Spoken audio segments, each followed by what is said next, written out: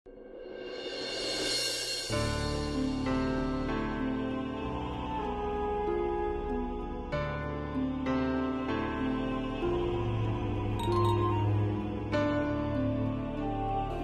আবার কে করলো?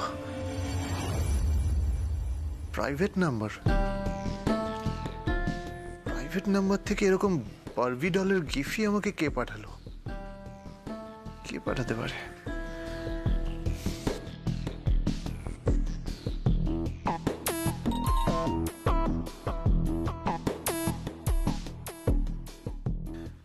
এবার আবার অডিও মেসেজ পাঠিয়েছে, দেখি।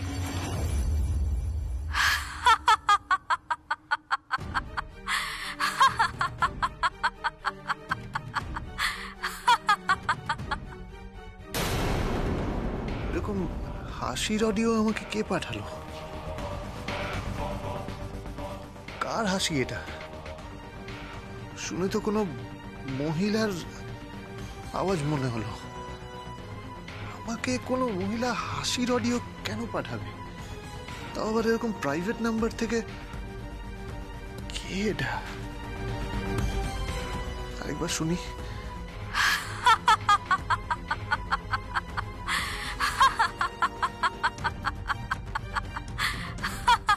অ্যাসিস্ট্যান্ট, জানো তো দিদি ভাইয়ের জ্ঞান ফিরেছে। ওকে আমি একটু গরম দুধ খাইয়ে দিয়ে এলাম। তবে কি বলতো, ওর জ্ঞান ফেরার পর থেকেই না আবার ওরকম অশান্ত হয়ে উঠেছে, অস্থির অস্থির করছে। আর এরকম হবে নাই বা কেন? জামাইবাবুকে নিজের চোখের সামনে দেখলো যে, তাও আবার বন্দুক হাতে নিয়ে। আচ্ছা, জামাইবাবুকে আমরা আর কোনোদিনও খুঁজে পাবো না? উনি আর কোনোদিনও এই বাড়িতে ফিরে আসবেন না দীপু? আর পুলিশও ওনাকে ধরতে পারবে না, খুঁজে বের করতে পারবে না? আমি না কিছু বুঝতে পারছি না। আমার একটা ব্যাপারে খুব অবাক লাগছে, শেষদা ভাই এতটা ডেসপারেট হয়ে গেল। সত্যি উনি ছদ্মবেশ ধরে এসেছিলেন, আর না জানলে তো আমরা চিনতেই পারতাম না ওনাকে। আমার না সেজ বৌদির জন্য খুব খারাপ লাগছে অপু। সেজ বৌদিকে আমাদেরই সামলাতে হবে, বুঝলে? চেষ্টা তো করছি আমরা সবাই, সামলাতে আর পারছি কোথায় বলো তো? ও না সেই তখন থেকে কান্নাকাটি করে যাচ্ছে, আর শুধু বলে যাচ্ছে মানুষটা আমাকে ছেড়ে পালিয়ে গেল, আর কোনোদিনও ফিরবেন না উনি, আমায় ভালোবাসে না বলে চলে গেল, আমাদের সন্তানকে একা একা বড় করবো কি করে, এই সমস্ত কিছু ও বলেই যাচ্ছে। ঠিক আছে, তুমি এত চিন্তা করো না, সব ঠিক হয়ে যাবে, সব ঠিক হয়ে যাবে অপু। যাও, এবার তুমি একটু রেস্ট নিয়ে নাও তো। শেষ কয়েকটা দিন তোমার উপর দিয়ে যা ধকল গেল, এবার যদি রেস্ট না নাও ঠিক মতো তাহলে কিন্তু অসুস্থ হয়ে পড়বে। নাও, একটু শুয়ে নাও তো। হ্যাঁ, ঘুমোতে তো হবেই। কাল থেকে না বাড়িতে অনেক কাজ। বাড়িতে আমরা ঠিক করেছি এই বছরের সরস্বতী পুজোটা অনেক বড় করে করব। বাড়িতে নাটক করব, তার রিহার্সাল করতে হবে তো। সাংস্কৃতিক অনুষ্ঠানটা খুব জমিয়ে করব। তাহলে দেখো আমাদের বাড়িতে না আবার সেই আগের আনন্দটা ফিরে আসবে, সবাই আবার খুশিতে থাকবো আমরা। আমিও তাই চাই অপু, আমি চাই আবার সবার আগের মতো আনন্দ করুক, আবার সবকিছু আগের মতো হয়ে যাক, আমি তাই চাই Apu.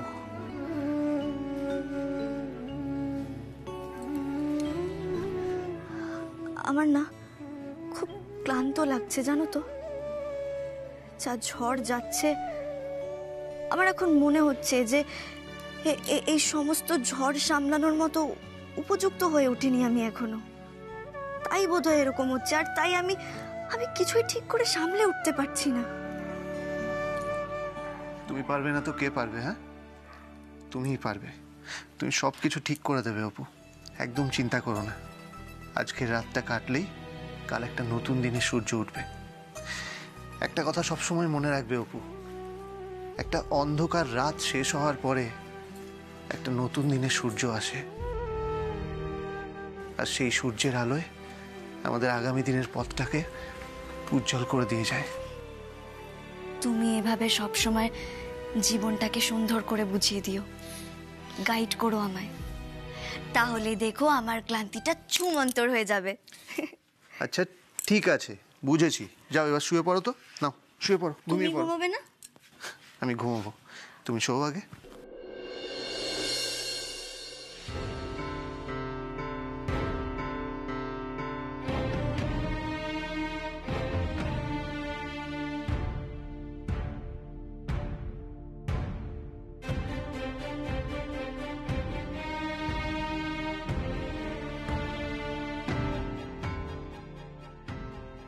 Good night Dipu assistant.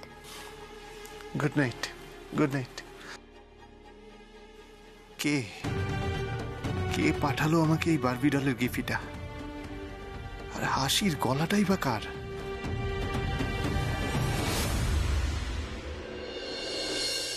এ মা, এইভাবে বলবেন না, এভাবে বলবেন না দয়া করে। আপনাকে ভুলে যাব তা কি কখনো সম্ভব? আসলে বিশ্বাস করুন, কটা দিন এত বিপদের মধ্যে ছিলাম, এত বিপদের মধ্যে ছিলাম যে আপনার সঙ্গে যোগাযোগ করতে পারিনি। আমি অক্ষম, কিন্তু তা বলে আপনাকে ভুলে যাব? আমার বিপদের দিনে, আমার ব্যবসার অচল অবস্থায় আপনি যেভাবে অকাতরে সাহায্য করেছেন, আপনাকে ভুলে যাওয়া কি সম্ভব? না না না না না, শুনুন না, বলছি যে আপনার কাছে এই জন্মের ঋণ শোধ করার নয়। না, অর্থের ঋণ তো শোধ করবই, কিন্তু যাকে বলে হৃদয়ের ঋণ, সে তো শোধ হবার নয়। আপনার কাছে আমি চিরকৃতজ্ঞ।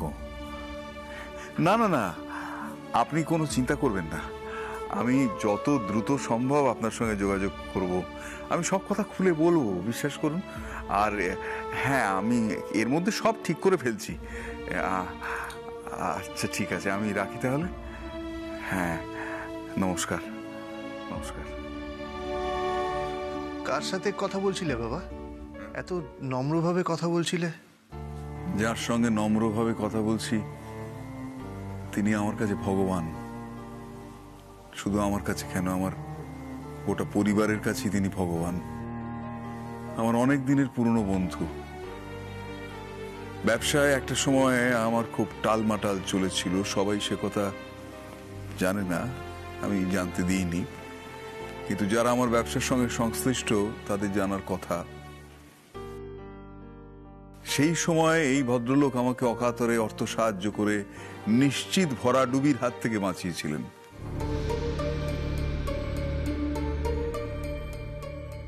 তোমাদের মনে আছে? মনে আছে বাবা, মনে থাকবে না? তুমি নিশ্চয়ই সৌমেন্দু জেঠুর কথা বলছো।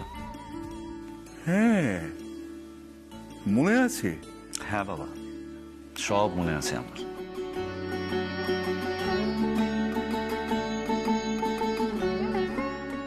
হ্যাঁ, শুধু বর্দা ভাইয়ের কেন, আমারও তো মনে আছে। দীপু, তোর বোধহয় মনে নেই।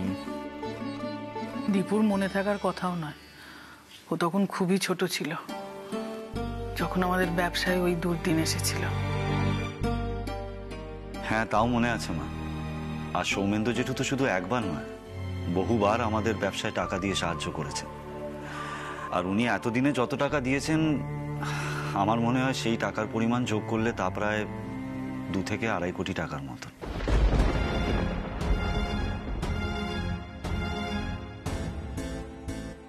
বাবা, এত টাকা? হ্যাঁ, থাক না অরিন্দম, এই প্রসঙ্গটা এখন এই মুহূর্তে এইসব যোগ বিয়োগের কথা নাই বা তুললি, বরং ওই মানুষটার উপকারের কথা কৃতজ্ঞ চিত্তে স্মরণ কর।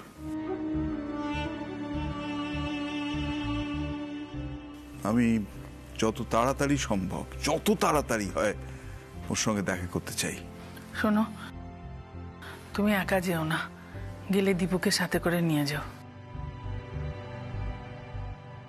আরে অরিন্দম, অনেকগুলো টাকা বললি না, তবু শোধ করতে হবে, শোধ করতেই হবে আমাকে। হ্যাঁ বাবা, আমি সেটাই বলছিলাম তো তোমাকে। 2.5 কোটি টাকা বা তার থেকে একটু বেশিও হতে পারে।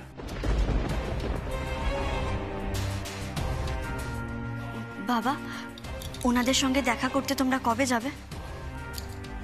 যত তাড়াতাড়ি সম্ভব মা, ঋণের বোঝা যাদের মাথায় থাকে তাদের তো দেরি করলে চলে না মা। বাবা তুমি দেখো আবার সব ঠিক হয়ে যাবে, সব আগের মতো হয়ে যাবে। হ্যাঁ হবে বাবা। এ কি তুমি তুমি মুখটা আবার ভার করে নিলে তো? বাবা দেখো সামনে কিন্তু সরস্বতী পুজো, আর আমি কিন্তু এই বছরের সরস্বতী পুজোটা আমাদের বাড়িতে একেবারে ধুমধাম করে পালন করতে চাই। আমি সেদিন কত কিছু প্ল্যানিং করেছি তুমি জানো, সেগুলো করতে হবে তো। মা তুমি বাবাকে প্ল্যানিং গুলোর কথা বলনি? অনেক কিছু প্ল্যানিং করেছি তো, আমরা সেগুলো করবো তো, বলো তোমরা অনুমতি দেবে তো? অনুমতি দেব, তোর বাবার সাথে আমার কথা হয়ে গেছে, সরস্বতী পুজো হবে। তুই যা যা আয়োজন করার সব আয়োজন কর, কেমন? দৈপায়নের জন্য আমাদের ব্যবসায় যে লস হয়েছে তা পূরণ হবার নয়।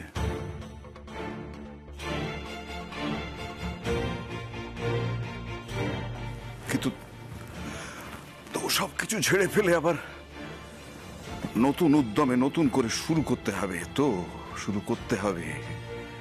হ্যাঁ, আর একটা কথা, এ পরিবারের সবাইকে আমার নির্দেশ দেওয়া রইল, আজ থেকে বাড়িতে দৈপায়নের নাম উচ্চারিত হবে না। দৈপায়ন আমাদের পরিবারের কেউ আজ থেকে কথা চিরজীবনের মতো ভুলে যেতে হবে। দৈপায়ন আমাদের জীবনে মৃত।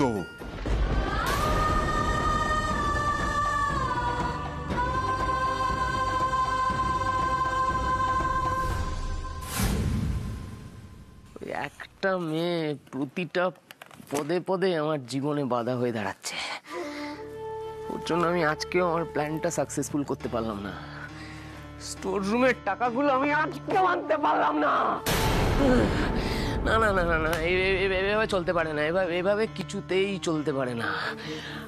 আমি ভেবেছিলাম তো যে এই শহর ছেড়ে, এই দেশ ছেড়ে চলে যাব, কিন্তু এই কটা টাকা আর এইটুকু গয়না, এতে তো আমার কিছুই হবে না, কিচ্ছু হবে না এতে। আমি আমার বেশিরভাগ টাকা আমি তো ওই স্টোর রুমে রেখে এসেছি। বাই চান্স বুঝতে পারিনি তো যে আমার সমস্ত টাকা ওই স্টোর রুমে রাখা আছে। হ্যাঁ, তাহলে তো ওরা যে কোনো মুহূর্তে গিয়ে স্টোর রুম থেকে টাকা পয়সাগুলো নিয়ে নিতে পারে। আমি কি করবো এখন? আবার এতদিন ধরে তিল তিল করে জমানো টাকা ওরা তো মুহূর্তের মধ্যে নিয়ে নিতে পারে। আমি তো নিঃস্ব হয়ে যাব। আমি কি করবো এখন?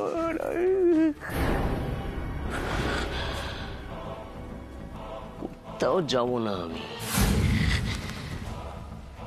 কোথাও যাব না অপু। আমি এই শহরের থেকে অন্য পরিচয়ে আমি তোমার জীবনটা শেষ করে দেবো। অনাদি মুকুজ্জের এত টাকা, এই টাকার ভাগ আমাকে বুঝে নিতে হবে না? আমি আমার সমস্ত ভাগ বুঝে নেবো। কেন যাব? কেন যাব আমি এই শহর ছেড়ে? আমার এই সম্পত্তির ভাগ ছেড়ে আমি কোথাও যাব না। ও হ্যাঁ, অনাদি মুকুজ্জে, আমি জানি তুমি কি করবে আমার সঙ্গে। হ্যাঁ, তুমি আমাকে ত্যায্য পুত্র করবে তো। আমার ভাগের সমস্ত সম্পত্তি তুমি সুপর্ণাকে, আমার বউ, আমার বাচ্চার নামে করে দেবে তো। আমি কিছুতেই সেটা মেনে নেব না। আমার সম্পত্তির পাই পয়সা বুঝে নেব। কেন নেব না? হ্যাঁ, এই ব্যবসার জন্য আমি কম করেছি? বছরের পর বছর অক্লান্ত পরিশ্রম করে গেছি আমি এই ব্যবসাটা দাঁড় করানোর জন্য। হ্যাঁ, অনাদি মুকুজ্জে, আমি তোমার কোনো সুসন্তানরা করেনি। হ্যাঁ, এই দৈপায়ন মুখার্জি করেছে। আমার ভাগ আমি বুঝে নেব। আর অপু, তোমার জন্য আমার অন্য প্ল্যান করা আছে। তোমার জীবনে আমি এমন অন্ধকার নামিয়ে আনবো, তুমি কুল কিনারা করতে পারবে না, নরক করে দেবো একেবারে। তোমরা কথা বলো, আমি ঘরে যাই।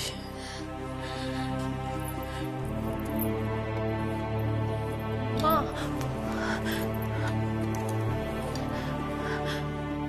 বাবা, বলছিলাম কি এই সময় মায়ের সামনে এসব কথা বলার কি খুব দরকার ছিল? খুব দরকার ছিল মা। সত্য, নির্মম সত্যই, সত্যটা তোমাদের মাকে বুঝতেই হবে।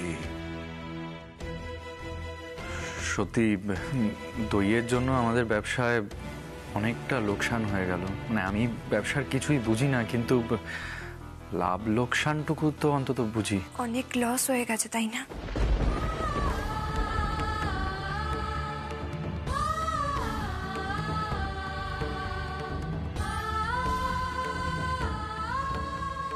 দিদি ভাই, তুই আবার এখানে? বাবা, চোরটা করবো, ওনার জন্য তোমাদের ব্যবসার অনেক বড় ক্ষতি হয়ে গেছে তাই না?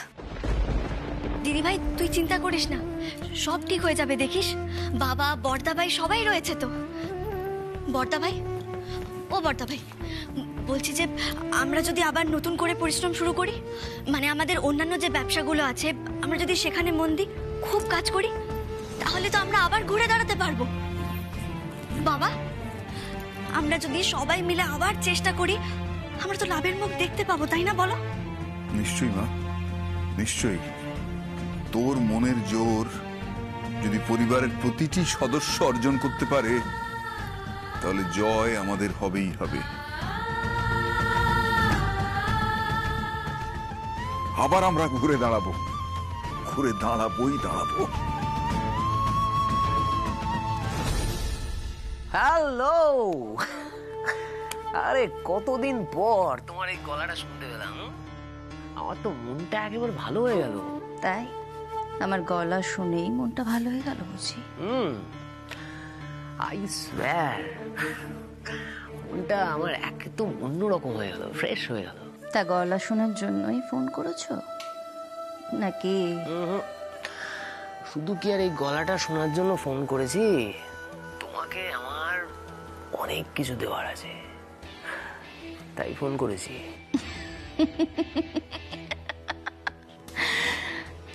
তুমি তুমি আবার কি দেবে আমায়, যে কিনা নিজেই নিঃস্ব হয়ে পালিয়ে পালিয়ে ঘুরে বেড়াচ্ছে?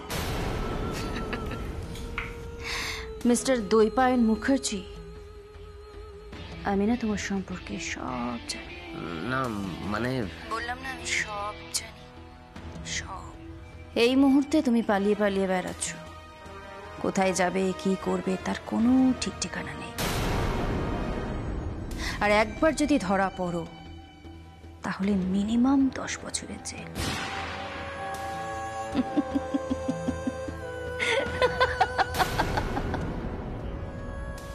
যাকে সবটা যখন জেনে গেছো, তাহলে আমরা ফালতু কথা বলে আর সময় নষ্ট করছি না।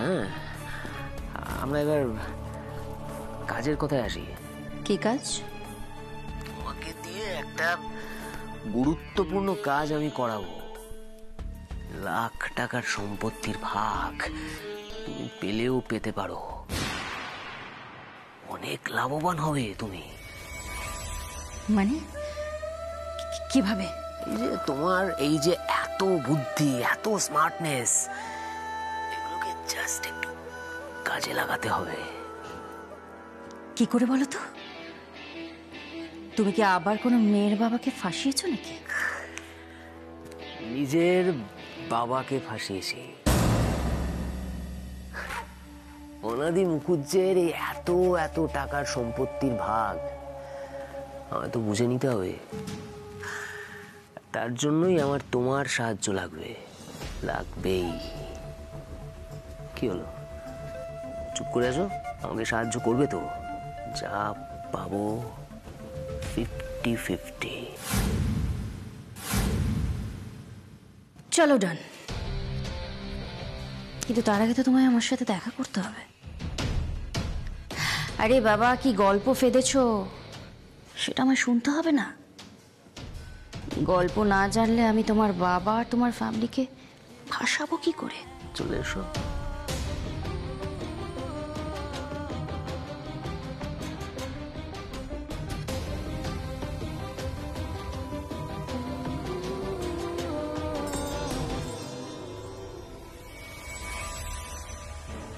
এবার তুমি হাড়ে হাড়ে টের পাবে অপু, কত ধানে কত চাল। এই বাড়িতে আগে হবে ধুমধাম করে সরস্বতী পুজো। হ্যাঁ, আর সেই সরস্বতী পূজায় আমি নাটক পরিচালনা করব। সেই নাটকে আমি পাঠও করব। নিশ্চয়ই, তুমি পাঠ করবে না মানে? আরে তোমাকে আমি দারুণ একটা চরিত্র দেবো। তুমি সুচিত্রা সেনের ভূমিকায় পাঠ করবে, বুঝলে? আর আমাদের দীপু হবে উত্তম কুমার। এবার না না না, ওরা কেন উত্তম সুচিত্রা হবে? আমি সুচিত্রা সেন হব। আরে তুমি কি করে হবে সুচিত্রা সেন? আমি তো উত্তম কুমার হচ্ছি না, আমি পরিচালনা করবো না। না না না, আমি যদি সুচিত্রা সেন না হয় তাহলে আমি নাটকই করব না। এইটা গুড ডিসিশন, বুঝলে? করোই না, কারণ তোমার জন্য তো কোনো পার্টও ভাবা হয়নি। আচ্ছা ঠিক আছে, করবে তুমি তুমি তুমি তুমি প্রম্পট করবে। কেমন? আমি প্রম্পট করব? আমি অভিশাপ দিচ্ছি যে তোমাদের নাটক ভস্ম হয়ে যাবে।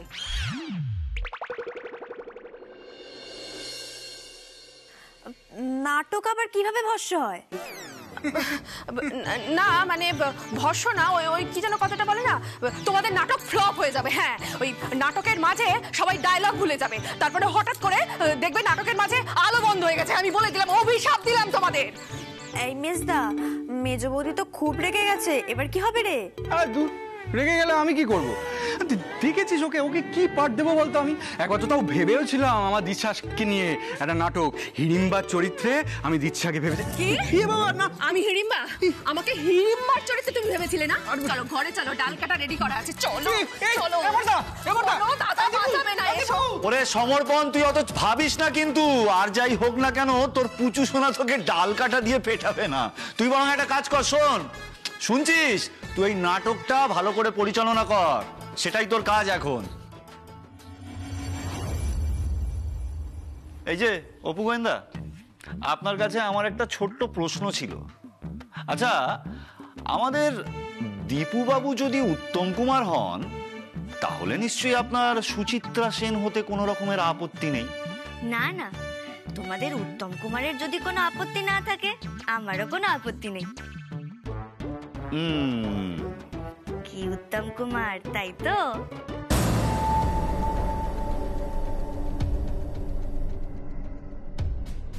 দীপু এভাবে অন্যমনস্ক হয়ে কি ভাবছে? কাল রাত থেকেই দেখছি ও একটু অন্যমনস্ক হয়ে আছে। কি ভাবছে ও? কি চলছে ওর মনে?